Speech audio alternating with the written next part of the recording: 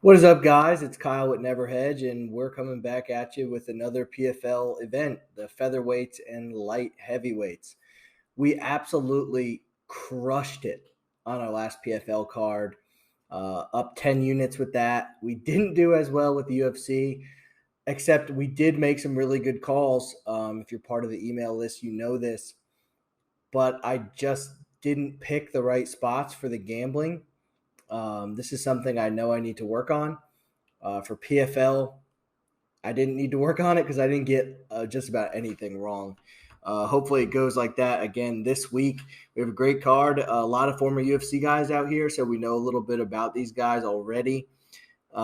First fight, just like I said, Jacob Kilburn, former UFC fighter, versus Brandon Jenkins. The line here is Kilburn is plus 105, Jenkins minus 134. So Kilburn lost his last two fights, which ultimately led him to being cut by the UFC.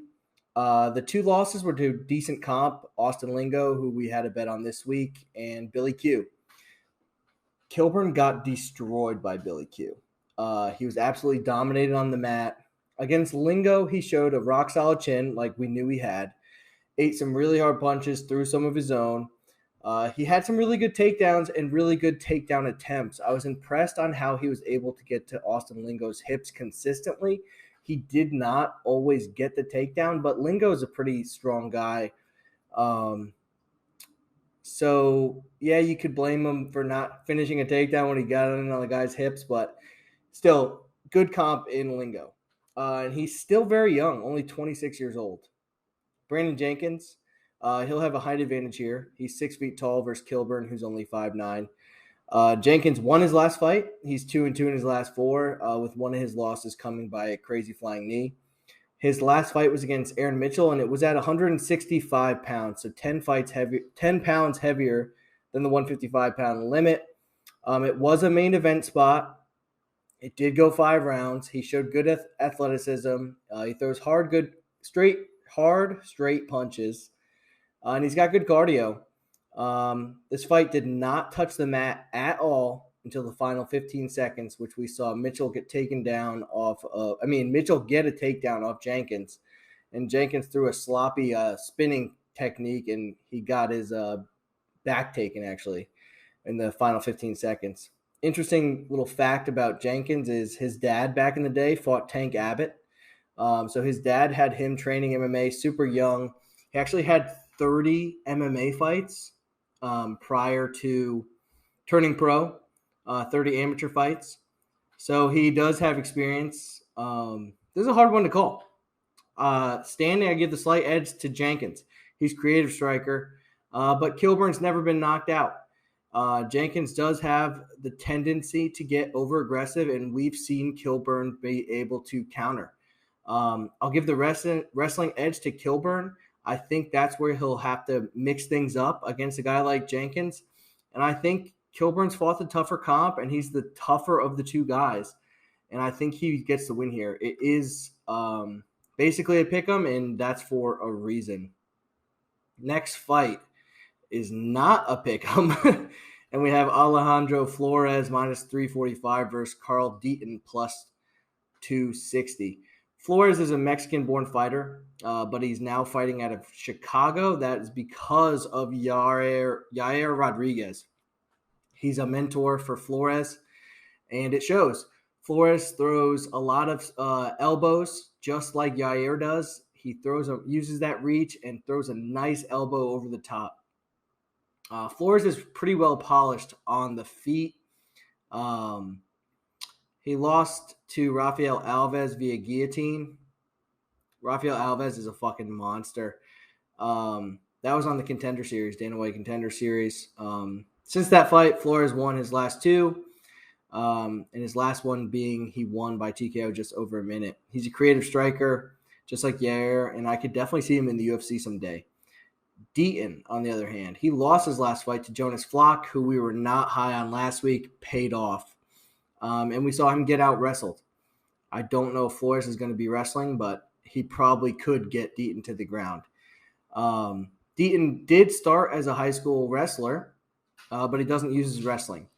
His last win came in 2019 over a guy named Star Roberts. Listen to this. Roberts is an MMA fighter whose record is 5-27. Not kidding. He suffered 16 TKOs in his career. So not a good win for Deaton. This fight is not going to be close, and I think the line is not wide enough. Minus 345, we're hammering Flores here. He's not going to lose this fight. Next fight is another UFC fighter. Both of them were. In Jason Knight and Bobby Moffett. The line here is minus 118 for Jason Knight. Bobby Moffitt's minus 106. So Jason Knight is a fighter we've come to know very well from UFC and bare knuckle boxing. He kind of had a weird run in the UFC before a short stint in bare knuckle. Knight has fought tough comp his whole career. He has wins over Thiago Moises, Dan Hooker, Alex Caceres, and Chaz Skelly. So he had a very promising start to his UFC career. He then went on a 5-fight losing skid, including a bare-knuckle loss to Artem Lobov. He did avenge that loss later on. And since then, he has come back to MMA and has 2 wins back-to-back by rear naked choke. We all know Jason Knight. He's an intense fucking dude. Even look at his picture here. Looks pretty intense. And he's fighting Bobby Moffett, who's another UFC guy. He beat Jacob Kilburn on Dana White Contender Series. After that, he had a submission win overturned against Chaz Skelly. If you don't remember that fight, he had a submission locked in against Chaz Skelly. Skelly's defending, and the ref out of nowhere stopped it. It was looking good for Bobby Moffett. He had it locked up pretty good, but still a horrible stop by the ref. Cost Bobby Moffett a win there. He then lost his next 2 UFC fights to Mitchell and Barzola, which saw him get cut. Enrique Barzola, if he could out-wrestle you, he's going to win. He signed with the PFL and lost to Bubba Jenkins, who's fighting in the playoffs later on the card. This is another one that's razor close. I think the line's appropriate again, but I have the slight lean towards Knight, just like the line shows. We should see some creative striking in this one. Bobby Moffett might try to get it to the ground, but Knight has good subs. I like Knight here. Ooh, as I knock down my microphone, sorry about that. Next fight up, we have Anthony Dizy, minus 335 versus Jesse Stirn, plus 250. And this is another fight I really like, and I don't think the line is wide enough. So Dizy is a French-born fighter who's fought in just about every organization there is, including M1, besides the UFC. He lost his first PFL fight, but it was to Chris Wade, who's also fighting later on the card. And it was by decision. Before that, he won 2 in a row, with his last win coming by TKO. He really did impress me in that Chris Wade fight. His wrestling's elite, and he was able to take down Wade right away, right off the bat. He did gas a little bit in that, but another thing that I really liked was when Wade would stuff the double leg, he did not give up. He transitioned right to a single, turned the corner, got the takedown. Love seeing that in a wrestler. Jesse Stirn, on the other hand, lost his last fight by sub to Sheymon Moraes. No shame there. He's 2-2 in his last 4. Both his losses are coming by sub. And 4 of his 5 career losses are also by sub. Stirn is primarily a striker and didn't look terrible against Moraes up until he got finished. The thing is, Dizy here was able to get Wade down no problem, and he's going to be able to do the same to Stirn. I see this being wrestling heavy, and Dizy with the win, most likely coming by decision, but wouldn't be shocked if he got like a late sub or a late shot stoppage after just absolutely dominating on the mat for 15 minutes. Next fight is Chris Camozzi, another UFC guy. It's a theme here. Minus 134 versus Cory Hendricks, plus 105. So Camozzi, another guy we know really well. He's been fighting at a very high level for a long time. He fought Jacare twice, Lorenz Larkin, Talis Latis, Dan Kelly. Camozzi's well-rounded. He's tall for the division. He's a guy that's going to beat most of the middling guys. He's kind of a gatekeeper. He won his last fight in the PFL against Cezar Ferreira, and that he just dominated. Once Cezar Ferreira let off the gas just a little bit, standing, Camozzi was all over him. He's got good cardio, good stand-up, solid jiu-jitsu, and that last win was legit. Cory Hendricks, he fought in the Ultimate Fighter, where he beat Marcel Fortuna and Khalil Roundtree. Pretty ridiculous. Good for him. He lost in the finale to Josh Stansbury. He's on a 2-fight winning streak with wins over Carlos Eduardo and Marthin Hamlet, who's fighting later on the card. Hendricks was getting dominated by Martin until Martin gassed. Hendricks showed great cardio and great strikes, which ultimately led to him getting the sub late in that fight, but wasn't all impressed with it. This is Camozzi's fight to lose. Both men are well-rounded, but Camozzi, I think, has the advantages everywhere. He has the more he's going to be the savvy vet here. This should have been a playoff fight. They both beat fighters fighting later on the card, which is unusual. The PFL playoff system is not perfect, but I like Camozzi here, and the line's pretty close. So do what you will. Bet on Camozzi. Next fight, Sheymon Moraes, minus 177 versus Lazar Stojadinovic. Didn't get that one right. Moraes is a guy that kind of had an unfair shake in the UFC. He's a UFC caliber fighter for sure. He fought all killers. His UFC debut was against Zabit. He went on to beat Matt Sales and Julio Arce, 2 great UFC fighters, before losing to Sadiq Youssef and Andre Fili, also both great UFC fighters. And he got cut. There's no shame in any of those losses. He came to the PFL, and he lost to PFL's possibly best featherweight and Brendan Loughnane. He lost by TKO, but Loughnane's an absolute killer. Rice is coming off a win against Jesse Stirn, who we just talked about. But he didn't look all that impressive. Until he got the sub, he wasn't looking great. Lazar's coming off a loss to Movlid, who's also fighting later in the card and is an absolute fucking stud, which saw him just get absolutely smothered. He was smothered by Movlid's elite wrestling the whole time. Lazar is a capable striker with 3 TKOs, 6 subs. I don't see him getting a sub here against Moraes. And that's why I like Moraes.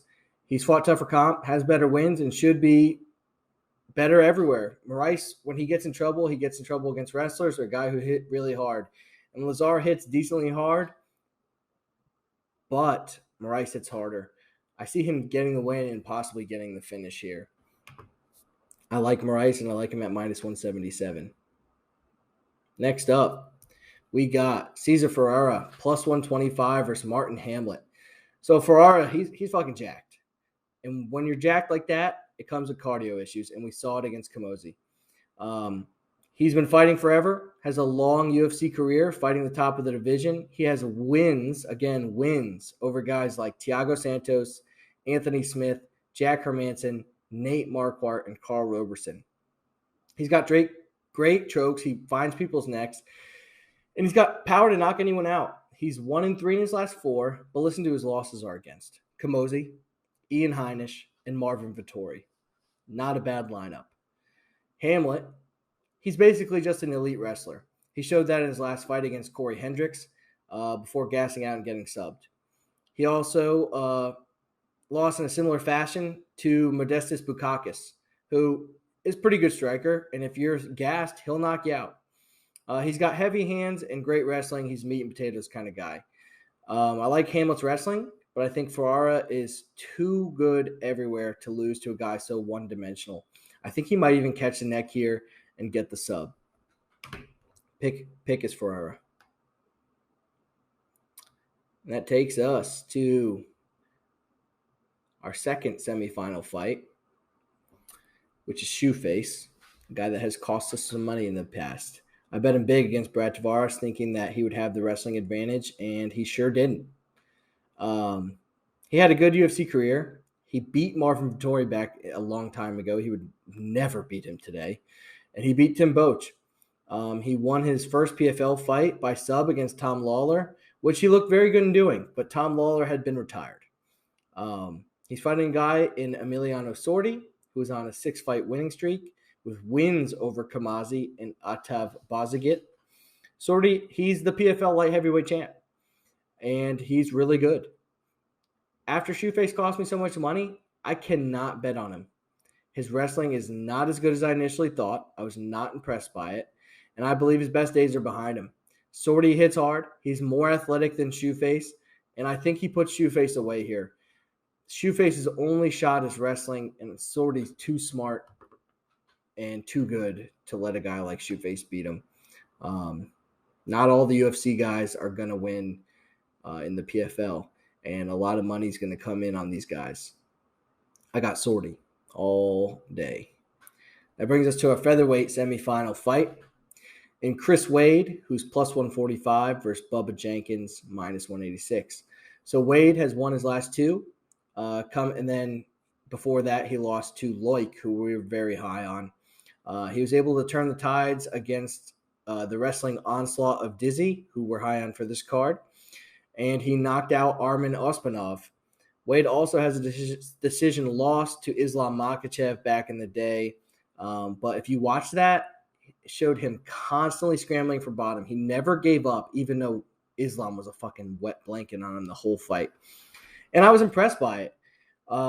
Wade was getting beat by Arman prior to landing that head kick that led to the finish, but the kid finds a way. Wade seems to be able to find a way to win, whether that's through scrambling, whatever. He's got a great gas tank, and he's just kind of a scrapper, man. Jenkins, on the other hand, pure wrestler. Super impressive wins over Lance Palmer, who was the 2-time PFL champ, and Bobby Moffett. So he uses his wrestling basically in every fight. That's how he wins. He's really athletic. He's got really good wrestling. And I would pick a guy like this against almost anyone else except for Wade. Wade's like the kryptonite to somebody like Jenkins. Guys like Islam, Jenkins is not on that level. I'm sorry. Jenkins is more on the level of a guy like Dizy, who Wade was able to outlast that wrestling, come on strong, and get the win. I see that happening here. I see Wade being in the finals here for the PFL.